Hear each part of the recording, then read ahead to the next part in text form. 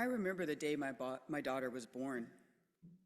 I experienced a love so transformative that it still makes my bones tremble and my heart jump.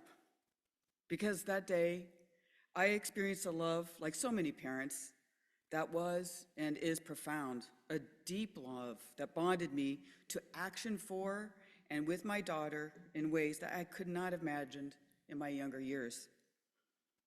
Driving away from that hospital with a little tiny bundle in the backseat of the car, I actually felt the danger of the world and the tremendous weight of responsibility, a connectedness to her that binds me to her forever. Every car on the road was a potential danger, and I was ready to take on anyone to protect my daughter. I was startled by the ferocity of my love, and I truly understood in that moment sacrifice, because I would do that. Some call it mother love or parental love, but I call it ancestral love. Because in that moment, I was immediately connected to my mother, her mother's mother. I understood I would do anything to help protect and nurture our daughter. A parent's love is often considered the most sacred, purest, and unconditional, selfless form of love. It is distinct in its depth and unwavering nature. It's a love that transcends boundaries and endures through all circumstances. Love is fierce. What if we radically loved ourselves and others like we felt in that moment of birth? What if we radically loved and embraced the urgency to action to ensure safety and well-being and unconditional regard, not just for our children, but for everyone? I recognize that not all parents were able to choose love in this way for a number of reasons. And that's why loving ourselves to embody social change is so important. But more on that in a minute. Just know that love is a verb. It's messy and it's hard. My Choctaw ancestors have a way of greeting each other. We say halito. And when I say halito to somebody, we call it hello now, but really it's a shortened word for halitopa, which means I see the sacred in you. That's how we greet each other. When we say I love you, we say chihololi. Now chihololi, yes, it translates into I love you, but it's deeper than that because the word for love is holo. And holo in Choctaw literally means menstrual blood. So when I say chihololi, what I'm saying is I recognize the ancestral transformative power you carry since time immemorial. And we are sharing that generative power together. Love is an act of acknowledging and sharing our ancestral power. Love is power. So I want to talk about bones. My Choctaw ancestors or ancestral love is actually collective. It's a collective love, and it spans space and time, and it's not about individual action. It's always about collective action and responsibility. Long time ago, before our tribe settled in the Mississippi area, there was a great war, and two brothers, Choctaw and Chickasaw, are now known as Chickasaw, led their communities to new lands. Their Istaholo, our great priest, carried a sacred pole that they followed and planted each day. It would lean in a direction, and we would follow that to our new home. But no one would leave our ancestors behind.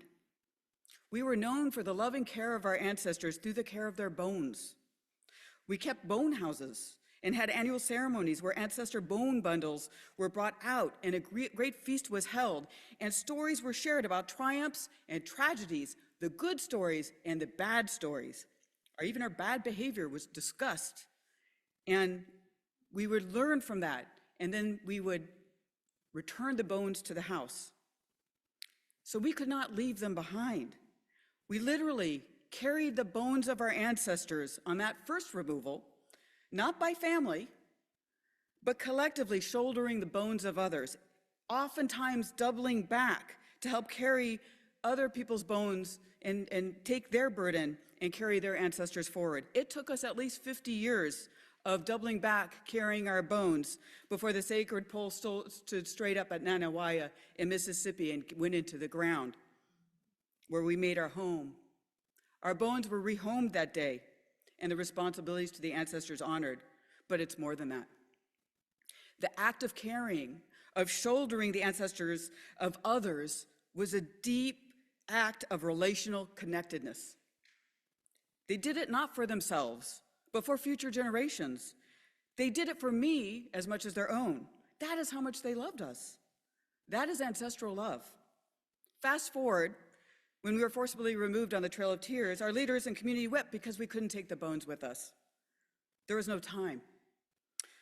Some, though, managed to sew bones. They crushed them and they sewed them into the hems of their skirts so that they could travel to the new territory. That's how much they love me.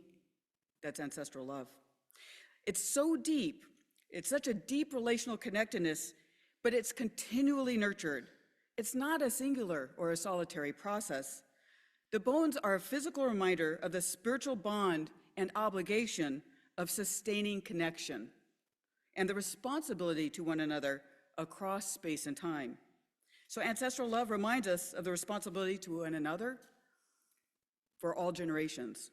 It requires us to think about the impact of our actions today, but not in the time of trees, in the time of mountains. Ancestral love is the conscious act to do something for the greater good for other generations, for healing and health and well-being of all, because the bones you see were really a reflection of our wellness and our kindredness to one another. If we kept our relationships to the bones, we kept our relationships to loving ourselves and then loving others in the past and in the future. Desmond Tutu actually captures it well when he says, the fundamental law of human beings is interdependence. A person is a person through other persons. Our ancestors knew this with the bones. We are a person through our care and relationships to and with our ancestors, past, present, and future, even the ones we don't like. We all could choose ancestral love, though, in the here and now. Because love and liberation, it goes hand in hand. Bell Hooks talks about this. She says there could be no love without justice, care, and affirmation. And the moment we choose to love, we begin to move against domination, against oppression. The moment we choose to love, we begin to move toward freedom and act in ways that liberate ourselves and others. Her love ethic presupposes that everyone has a right to live free, to be full and well. And I mean everyone. To bring a love ethic to every dimension of our lives, our society would need to embrace change. That practice of love offers no place of safety. She says we risk loss and hurt and pain. We risk being acted upon by forces outside of our control. Even like Reverend Martin Luther King, she notes, in choosing love and beginning with love as the ethical foundation for any politics, we are best positioned to transform societies in ways that enhance the collective good. So liberatory love is emancipatory, but it's courageous. I know Reverend Rebecca always calls us to courageous love. But we also have to watch for blind spots. She cautions us. Without that ethic of love, the shaping the direction of our political vision and our radical aspirations, we're often seduced in one way or the other into continued allegiance into other systems of domination, whether it's sexism, racism, classism, transphobia, and all the isms. We could spend a lifetime working to resist and oppose one form of domination only to be systematically supporting another.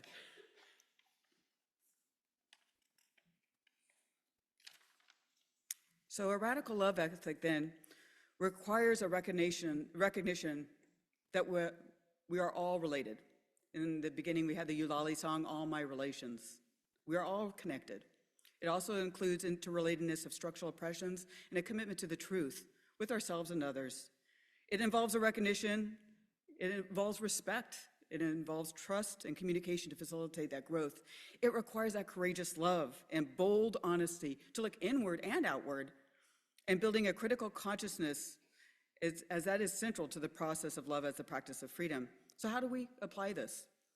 So I'm back to the bones again, and I'm talking about the bones in our closet, the skeletons in our closet. We have bones in our collective closets. The interrelated harms of past and the present, bringing to light the urgent need to suppress, push back, erase, or disavow the violence of settler colonialism, chattel slavery, structural racism, among many other interrelated isms, disavow, even through sometimes our own social action, the power and privilege we have inherited from this violence. But looking at these skeletons isn't about navel gazing, but actually it's about that continual examination through our own self-reflection, how we embody or carry, even in our actions to support social justice, a disavowal practice of our own ancestors or our own disconnection, and how at times we do not choose love. There are ways to call out and call in, rooted in the liberating practice of love. And ancestral love futurisms is one way. That means looking back to repair the future. It's about honoring the diversity and interconnectedness of all of us human beings and to our planet and to the flora and the fauna, to the water. It's about confronting our past and present settler colonial structures but imagining and transforming ways to heal together to build healthier futures and generations through love. It's truth revealing, centered in love. As Pura Faye sings in Eulali's song, Going Home, she says, Creator, I'm reaching out to you. Tell them on the other side that they are alive within my soul. Return their prayers that run through my veins. Return the land and heal her pain, the hidden truth. Tell the world the blues where it comes from. I hear Nigerian chains. They are buried real deep. Tobacco fields, trail of tears, stolen people on stolen land. But tell them I know. So let us take a peek at the skeletons and step out and into action through love to achieve our mutual emancipation from that disconnection of our collective humanity and the distancing of the horrors of the past and the present, and take the time to truly hear and see one another. There'll be an urge to shove those bones back in the closet, but don't. Swaddle them with love. Take them out, acknowledge them, because that act will forever change us and help propel us to heal. Because my healing is connected to your healing. My ancestors are connected to your ancestors. We cannot do this alone. Like the bones, we are connected to one another, and courageous love are the ligaments binding us together, a united force for change, for good, for the love we imagine in our actions and through our actions today. And that action is connected for our children and our children's children and our great-grandchildren and all the great-grandchildren. It's an opportunity to heal the past that our ancestors couldn't heal. It's a place of incredible transformative power. It's about taking a radical leap into the complexity of our human existence and in our inhumanity and our humanity. It's about seeing oneself, loving oneself, and truly seeing others. It's hard, it's messy, and it's human.